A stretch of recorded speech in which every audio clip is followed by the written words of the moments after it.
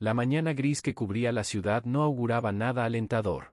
Las nubes densas se habían instalado desde el amanecer sobre los altos edificios, como si la naturaleza estuviera lista para ajustar cuentas.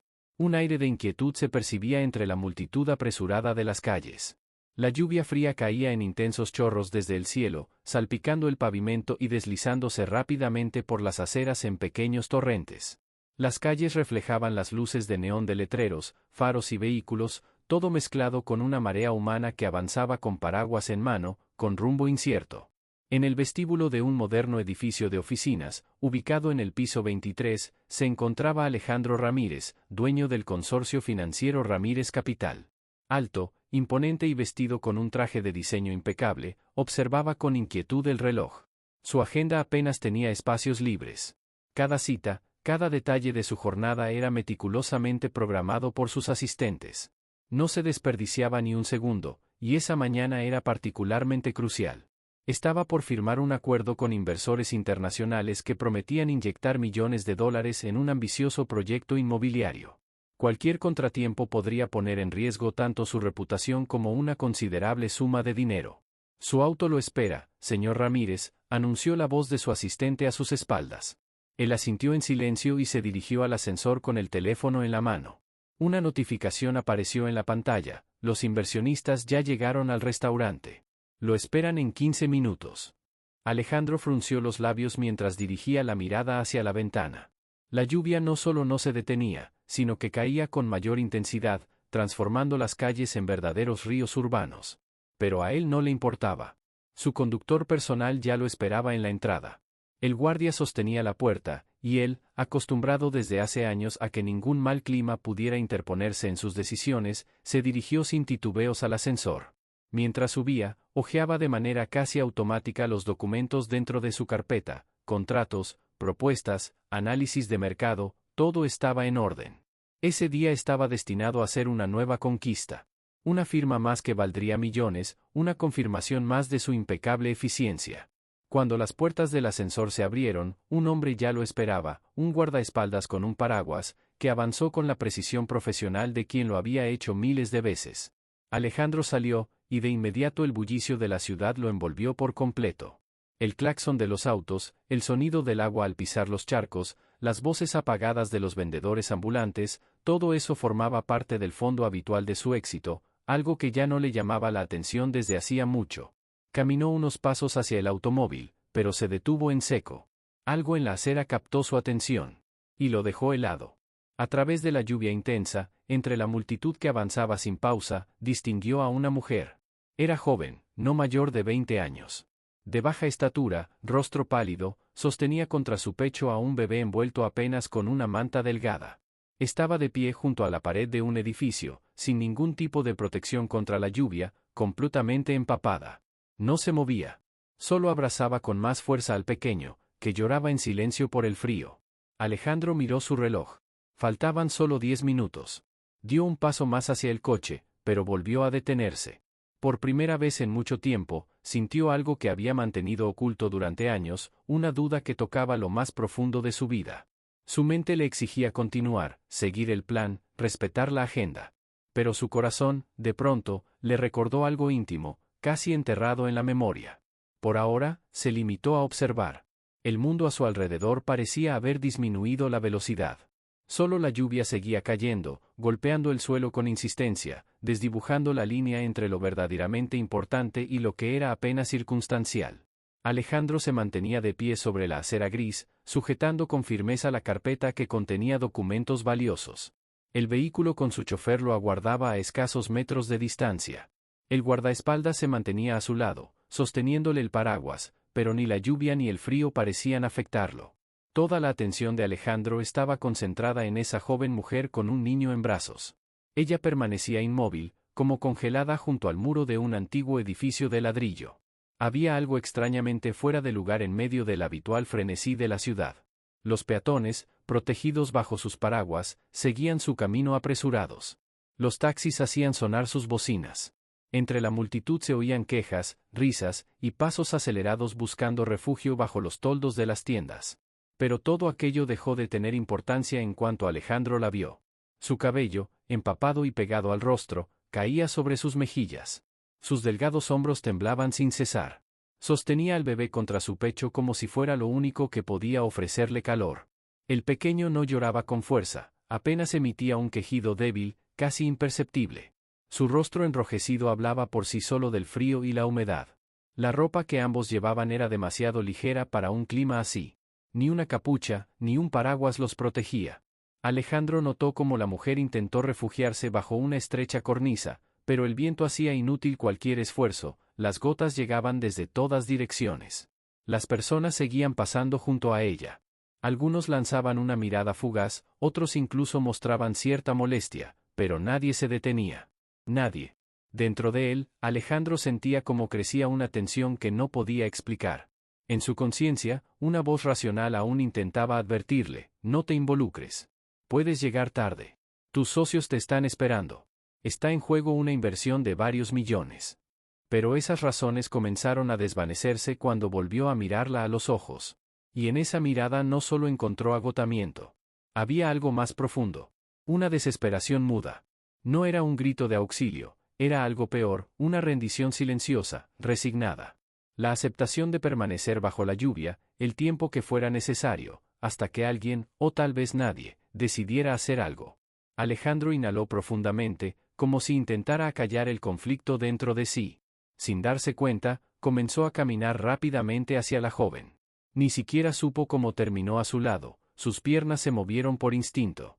El guardaespaldas lo observó con desconcierto, sin alcanzar a reaccionar a tiempo. La mujer se sobresaltó cuando él se acercó. Apretó al bebé contra su pecho, mientras una mezcla de temor y desconcierto se dibujaba en su rostro. El miedo era evidente. ¿Quién era ese hombre?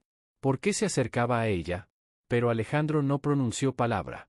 Simplemente se quitó su elegante chaqueta, empapada, pero aún cálida, y con cuidado la colocó sobre los hombros de la joven, procurando también cubrir al niño. Ella intentó decir algo, pero su voz se quebró. En lugar de palabras, sus labios temblaron y sus ojos reflejaron un agradecimiento cargado de sorpresa. Vamos, murmuró él. Él necesita resguardarse.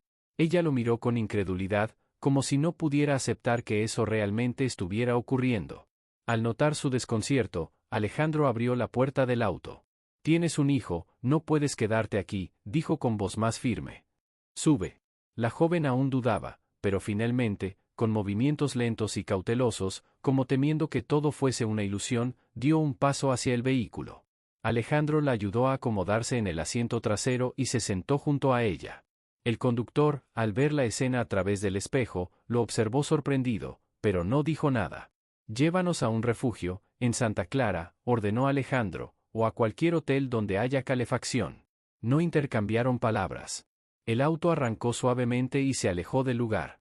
Los documentos quedaron olvidados en el asiento delantero.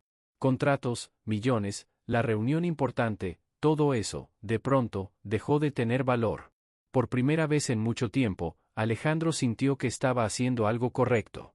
No por obligación, no por interés, sino simplemente porque no fue capaz de ignorarlo. Dentro del auto reinaba el calor y el silencio. Las gotas de lluvia seguían golpeando el techo, como si quisieran recordarle que allá afuera seguía haciendo frío, que el mundo seguía igual. Pero adentro, algo era distinto. En ese pequeño espacio se respiraba otra atmósfera.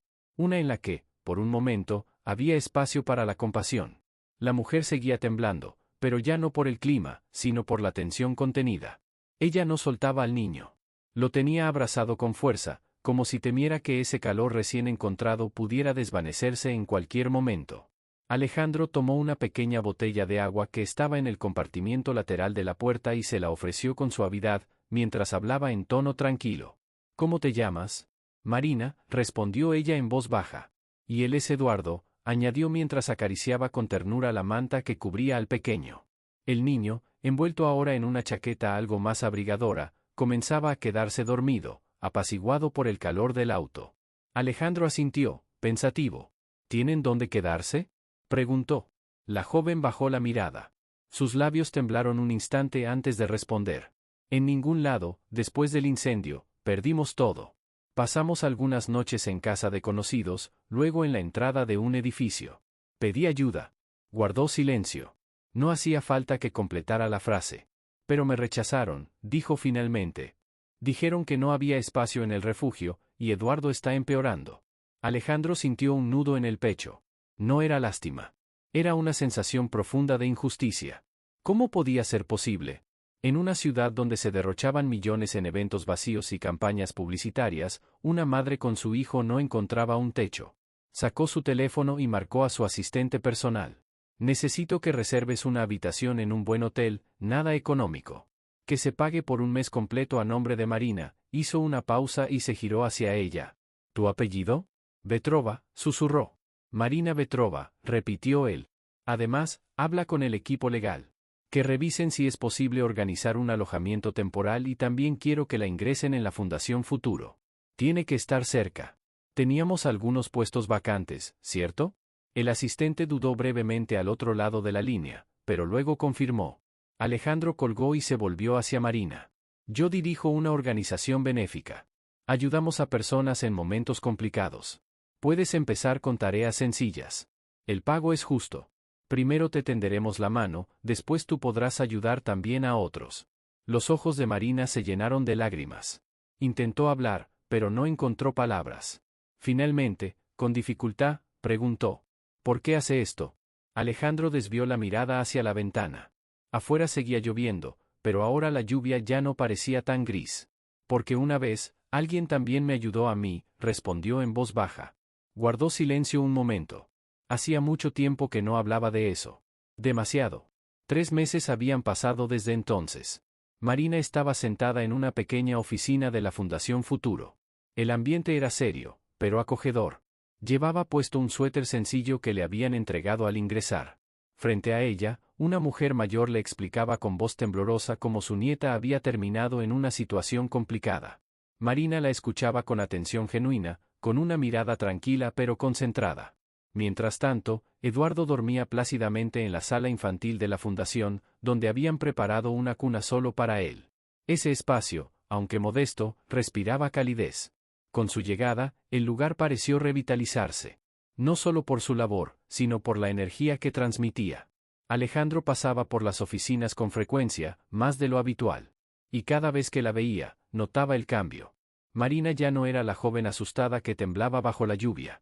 Ahora caminaba erguida, segura, con la misma ternura, pero con una fortaleza que inspiraba. Y no solo ella había cambiado. Alejandro comenzó a pasar menos tiempo en recepciones de gala y más en las instalaciones de la fundación. Su atención ya no estaba enfocada únicamente en cifras y contratos. Por primera vez en mucho tiempo, se interesaba por las personas. Parte de los fondos que antes destinaba a inversiones en grandes desarrollos inmobiliarios, los redirigió para construir un nuevo albergue. Y no sintió culpa ni miedo por los posibles márgenes de pérdida. Al contrario, fue la primera vez en años que no sintió ansiedad por el dinero. Un día, al entrar en la fundación, la vio desde el pasillo. Marina reía mientras discutía con colegas sobre la planificación de una nueva campaña solidaria. Su seguridad, su voz, su sonrisa. En ese instante, Alejandro comprendió que aquel encuentro bajo la lluvia no solo había transformado la vida de ella. También lo había transformado a él. A veces, para reencontrarte contigo mismo, solo necesitas una razón para no volver a ignorar lo que realmente importa. A veces, el verdadero éxito no está en las cifras ni en los contratos firmados, sino en los gestos que nacen del corazón. Porque hay decisiones que no cambian solo una vida, sino también la nuestra. En un mundo donde tantos caminan con prisa, detenerse un momento puede ser el mayor acto de humanidad. No ignores esa voz interna que te dice, haz algo. Tal vez, ese instante sea el inicio de tu verdadera transformación. Si esta historia tocó tu corazón, déjanos un comentario con lo que más te conmovió. Suscríbete a Diario de un Romance para más historias que inspiran, emocionan y nos recuerdan lo que realmente importa. No olvides darle like y compartir este video con alguien que necesite una luz en medio de la lluvia.